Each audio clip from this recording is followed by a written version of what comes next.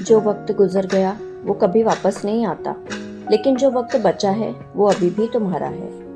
राजस्थान के एक छोटे से कस्बे में अर्जुन नाम का एक युवक रहता था। उम्र थी उसकी 32 साल। पढ़ा लिखा था, समझदार भी था, लेकिन जिंदगी में अभी तक कुछ हासिल नहीं कर सका। हर रोज सुबह उठता, चाय पीता, मोबाइल स्क्रॉल करता और सोचता कल से शुरू करूंगा, लेकिन वो कल कभी आया ही नहीं। एक शाम अर्जुन बाजार से गुजर रहा था। उसने देखा एक बुजुर्ग आदमी, उम्र कोई 70-75 साल, फुटपाथ पर बैठकर जूते बना रहे थे। हाथ कांप रहे थे, आंखें भी कमजोर थी, फिर भी उनके चेहरे पर एक अजीब सी शांति थी। अर्जुन रुक गया।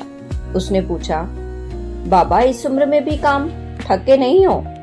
बुजुर्ग ने ऊपर देखा और मुस्कुराए बोले, बेटा थकान तो तब होती जब काम बोझ लगे, मुझे तो ये काम जिंदगी लगती है। अर्जुन वहीं बैठ गया। बुजुर्ग ने काम करते करते कहना शुरू किया, मैं भी कभी तुम जैसा था बेटा। जवानी में सोचता था अभी तो वक्त है, कर लेंगे आराम से।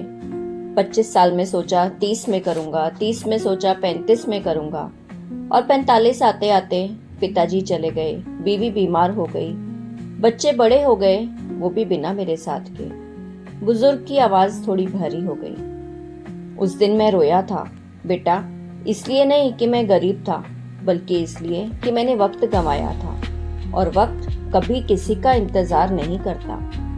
अर्जुन चुप था। बुजुर्ग ने एक पुरानी घिसी हुई घड़ी निकाली, उसे अर्जुन की हथेली पर रख दिया।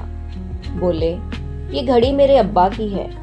जब मैं छोटा था उन्होंने कहा था, बेटे घड़ी की सुइयां कभी उल्टी नहीं चलती, जिंदगी भी नहीं चलती। जो लम्हा गया सो गया, बस जो बचा है उसे मत जाने दो।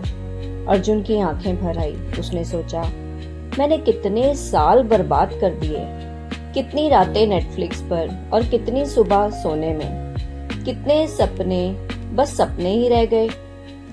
उस रात अर्जुन घर आया। उसने मोबाइल एक तरफ रखा, एक कॉपी निकाली और लिखा, आज से नहीं अभी से। उसने अपने पुराने सपने याद किए। वो ग्राफिक डिजाइनर बनना चाहता था।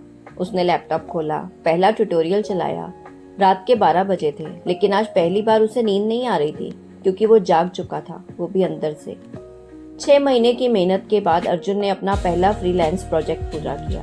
पैसे ज्यादा नहीं थे, लेकिन जो मिला वो था खुद पर भरोसा। और एक दिन वो फिर उसी बाजार से गुजरा।